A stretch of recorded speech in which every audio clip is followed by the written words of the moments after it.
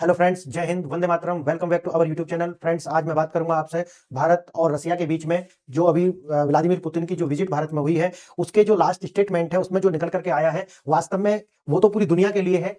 वास्तव में क्या उससे भी कहीं ज्यादा हमारे उनसे गुप्त समझौते हुए हैं। हम उनके विषय में आप जानेंगे कि पर्दे के पीछे कौन कौन से ऐसे समझौते हुए हैं जो आने वाले समय में भारत को एक सुपर पावर की ओर लेकर के जा रहे हैं। ऐसा मैं बोल क्यों रहा हूं, मैं अभी आपको इसमें बताऊंगा। और क्यों रसिया के साथ हमारी जो साझेदारी है वो अमेरिका से ज्यादा हमें लॉन्ग टर्म में बेनिफिट होगी, लेकिन शॉर्ट टर्म में अमेरिका के साथ जो हमारी डिफेंस डील हो या फिर और तरीके की साझेदारी है वो बेनिफिट होंगी। लेकिन भारत जो है अमेरिका से ज्यादा साझेदारी नहीं कर रहा, बल्कि दुनिया में सबसे ज्यादा अगर टैरिफ जो 50% है वो इस टाइम भारत पर है। उसकी वजह क्या है मैं वो भी आपको बताने वाला हूं इसी में, कि 50% और जो पाकिस्तान है उस पर 19% का जो टैरिफ है। तो भारत दुनिया में एकमात्र ऐसा देश है जिस पर अमेरिका ने सबसे ज्यादा टैरिफ लगाए हुए हैं। उसका कारण क्या है और क्या अमेरिका ये समझ चुका है कि भारत आने वाले टाइम में रसिया की जो मदद से कहीं ना कहीं अपने आप को एक इस तरीका से डिफेंस बना लेगा कि जो हमारा जो हमने पपेट बनाया हुआ अमेरिका पाकिस्तान है, जो हमारी असेट्स उसके अंदर रखी हुई है न्यूक्लियर पावर के रूप में, वो बेकार हो जाएंगी। और जो डर हम आज तक भारत को बेचते हुए आए हैं कि पाकिस्तान की फॉर्म में, अपनी पपेट की फॉर्म में, कि हम आप पर परमाणु अटैक कर देंगे, ये जो ब्लफ था ये ब्लफ खत्म हो जाएगा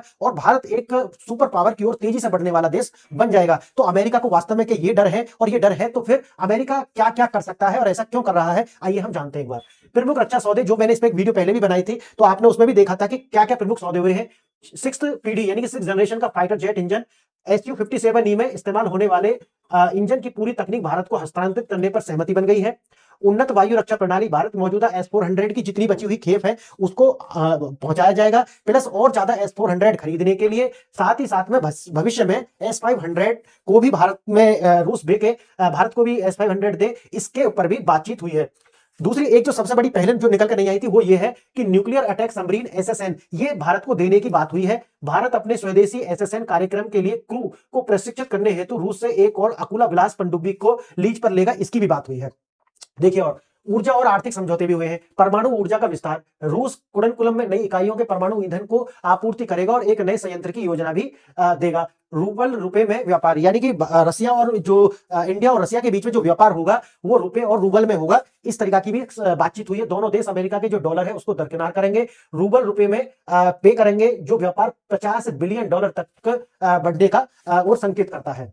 चीन की चिंता, और साथ ही साथ चीन भी चिंतित है। इस गहरी होती साझेदारी से चीन सबसे ज्यादा चिंतित है, क्योंकि उसे रूस पर अपनी निर्भरता कम होने का डर है। क्योंकि चाइना और रसिया के बीच में लैंड डिस्प्यूट तो है, लेकिन अब क्योंकि जो रसिया है, चाइना सोचता है कि, और वो चाहता है कि रसिया जो है वो हमारे खेमे में आ जाए, हम पे ज्यादा निर्भर हो जाए, यानी कि चीन पर ज्यादा निर्भर हो जाए रसिया। ताकि एक तो उन्हें ये लग रहा है कि भाई हमसे जो चाइना से उसका बॉर्डर है, तो आने वाले टाइम में अगर रसिया कमजोर होगा तो चाइना उसे कैप्चर करे, ऐसा भविष्य में वो जरूर सोच रहा है अपने मन में भी। कि चेचनिया वाला जो रीजन है वो तो खैर डिस्प्यूट है उसका, लेकिन चाइना चाहता है कि एक महाशक्ति उसके साथ हो और भविष्य में चाइना जो है वो रसिया पर अपना कब्जा करे और लैंड डिस्प्यूट जो है उसे तो बिल्कुल खत्म करे और पूरी तरीका से हम पर निर्भर हो जाए, यानी कि चाइना पर निर्भर हो जाए। और जो अमेरिका है वो इन दोनों को एक साथ फेस नहीं कर पाएगा। और जब रसिया और चाइना एक साथ आते हैं तो चाइना को अमेरिका का जो डर है वो भी कम हो जाता है। तो देखेंगे इसमें आगे क्या क्या परेशानी है।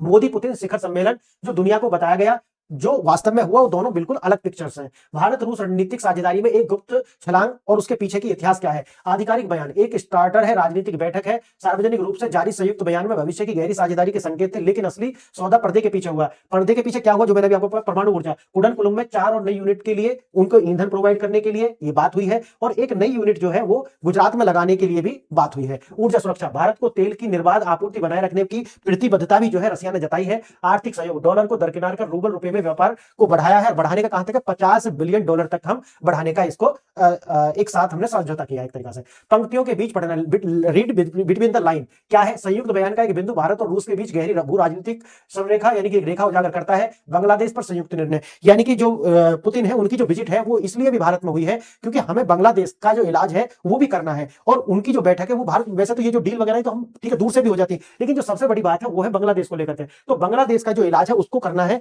और क्यों, क्योंकि बांग्लादेश जो है वो एक पपेट है, वहां पे अमेरिका के जो जासूस हैं और अमेरिका की जो असेट्स हैं, पाकिस्तान की जो असेट्स हैं, वो अब जो बांग्लादेश के अंदर है वो सक्रिय हो चुकी हैं। बांग्लादेश को ठीक करने का निर्णय एक संयुक्त भारत रूस की योजना थी। इसके परिणाम स्वरूप बांग्लादेश में अमेरिकी, तुर्की और पाकिस्तानी एजेंट के खिलाफ ठोस कार्रवाई होगी। आने वाले टाइम में आप देखेंगे ये दिखाता है कि दोनों देशों के बीच सहयोग सिर्फ व्यापार और ऊर्जा से कहीं आगे का है, क्षेत्रीय सुरक्षा तक फैला हुआ है। पर्दे के पीछे का जो सच है, जो मैंने आपको बताया, यह सिर्फ एक बैठक नहीं थी, यह एक पूरा प्रतिनिधि मंडल था। एक बैठक नहीं बल्कि 80 अधिकारी इसमें शामिल थे। 80 अधिकारी का एक प्रतिनिधि मंडल आया था और भारत में ये सदस्य जो आए थे उनमें कौन कौन थे? वरिष्ठ मंत्री थे, उच्च पदस्थ नौकरशाह थे और शीर्ष उद्योगपति और व्यवसायी भी थे। और इसका अर्थ यह है कि भारत में उनके 80 समकक्षों के साथ समानांतर बैठकें और समझौते हुए, जो अधिकांश को सार्वजनिक रूप से नहीं बताया गया। यानी कि इसीलिए मैं कह रहा हूं कि पर्दे के पीछे उससे ज्यादा हुआ है, जो ज्वाइंट स्टेटमेंट आया है उससे कहीं ज्यादा पर्दे के पीछे हुआ है। और ज्वाइंट स्टेटमेंट में कम क्यों आया है? क्योंकि अभी भारत भी नहीं चाहता और रसिया भी नहीं चाहता कि अभी हम अमेरिका को सीधा जो है एक पूरी अपनी जो सीक्रेट इंफॉर्मेशन है उसको ला करके बाहर रख दें। क्योंकि रसिया की भी मजबूरी है और भारत की भी मजबूरी है, क्योंकि भारत तो ऑलरेडी 50% टैरिफ झेल ही रहा है। और रसिया को जो है उसकी भी प्रॉब्लम यह है कि उसके लिए एक जो ऊर्जा का केंद्र है वो भारत जो है, चाइना और भारत में दोनों में बहुत बड़ा डिफरेंस है। इसीलिए एक वीडियो मेरी नेक्स्ट आने वाली है कि यहां से जाने के बाद रसिया ने किस तरीका से ऐसे कदम उठाए हैं जिससे चीन तिल मिला गया है। देखेंगे उस वीडियो में देखेंगे इसका। तो भारत को डायरेक्ट और रसिया को डायरेक्ट अभी पूरी दुनिया को, खासकर अमेरिका को और चाइना को नाराज नहीं करना है, इसलिए ज्यादातर समझौते पर्दे के पीछे हुए हैं। रक्षा मंत्रियों के बीच हुई सबसे महत्वपूर्ण सौदा, सभी समझौतों में सबसे महत्वपूर्ण सौदा भारत और रूस के रक्षा मंत्रियों के बीच हुआ, जिसमें से 3 प्रमुख क्षेत्रों में पहला है वायु शक्ति, लड़ाकू विमान और अगली पीढ़ी के इंजन, वायु रक्षा एयर डिफेंस, अभेद्य हवाई सुरक्षा S-400 और S-500 के रूप में, समुद्री शक्ति S-500 की कोई डील नहीं हुई है लेकिन बात जरूर हुई है, और नेवल पावर परमाणु पनडुब्बी क्षमता को बढ़ाने के लिए भी बात हुई है।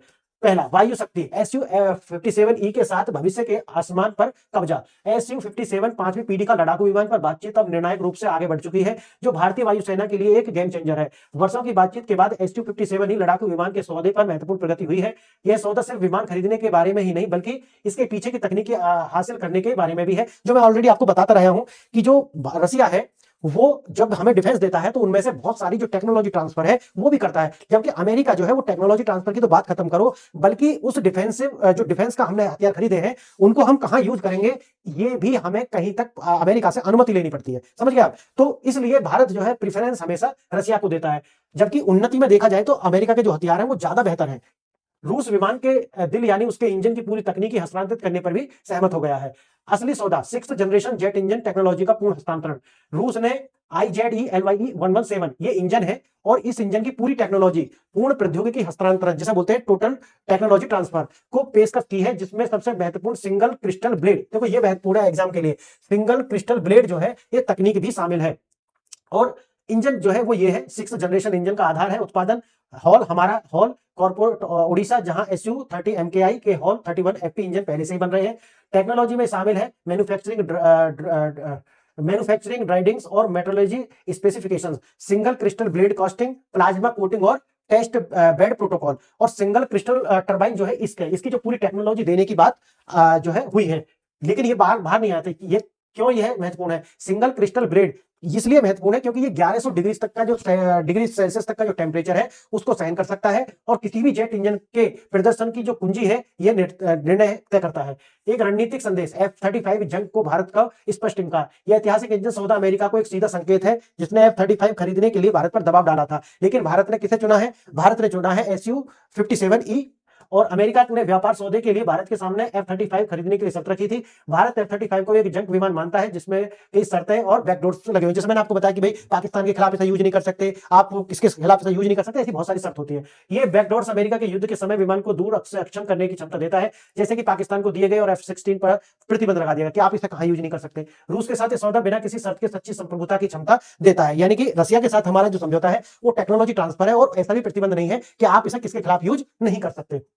दूसरा स्तंभ, वायु रक्षा, S-400 से आगे S-500 की ओर। बातचीत केवल मौजूदा S-400 सौदे पूरा करने के बारे में ही नहीं है, बल्कि जितनी बची हुई खेप S-400 की वो तो आएगी ही, लेकिन S-500 की ओर भी हमारी बातचीत हुई है कि भविष्य में हमें ये भी चाहिए।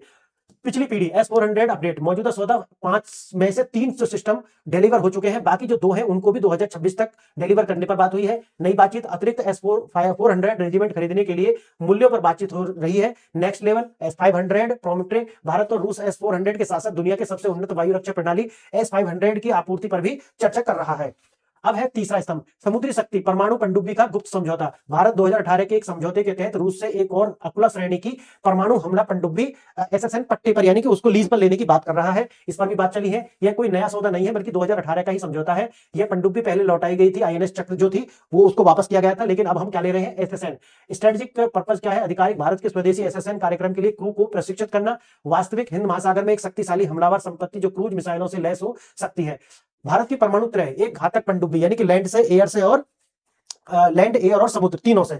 अब इसमें क्या होगा, SSN attack submarine. SSN attack submarine देखो ये डायरेक्ट अटैक करेगा, दुश्मन के जहाज और पनडुब्बियों का शिकार करना, जमीनी ठिकानों पर क्रूज मिसाइलों से हमला करना। इसका जो एग्जांपल है आईएनएस चक्र पहले ये काम करता था, लेकिन अब हम एसएसएन पनडुब्बी ये ले रहे हैं। एसएसबीएन यानी कि बैलिस्टिक मिसाइल सबमरीन है ये, और बैलिस्टिक मिसाइल का मतलब क्या, पहले वो ऊपर जाएगी और फिर नीचे की ओर आएगी। रोल परमाणु प्रतिरोध, परमाणु सक्षम बैलिस्टिक मिसाइल को ले जाना। एग्जांपल है आईएनएस अरिहंत, आईएनएस अरिघात और आईएनएस अरिदमन। यानी कि ये आपके एग्जाम के लिए बहुत ज्यादा महत्वपूर्ण है, इन्हें याद रखना। प्रीलिम्स में भी इस तरह के क्वेश्चन और मेंस में भी आएंगे। भू राजनीतिक भूकंप, चीन क्यों सबसे ज्यादा चिंतित है? पुतिन की यात्रा पर सबसे तीखी और आधिकारिक नकारात्मक प्रतिक्रिया अमेरिका से नहीं बल्कि चीन से आई है। चाइना क्यों इसको लेकर के चिंतित है? निर्भरता का भ्रम टूटा। चीन को लगता था कि पश्चिमी प्रतिबंधों के कारण रूस उस पर निर्भर हो जाएगा, लेकिन उसके पास भारत का जो विकल्प है रसिया के पास, उसने इसको बीच में रोक लिया और ये रसिया का जो है एनिमल है और ये भारत का प्रतीक, इन दोनों ने हाथ मिला लिया और ड्रैगन इसको देख करके नाराज है। और नाराज क्यों है? क्योंकि हर कोई चाहता है कि हम पर निर्भरता रहे।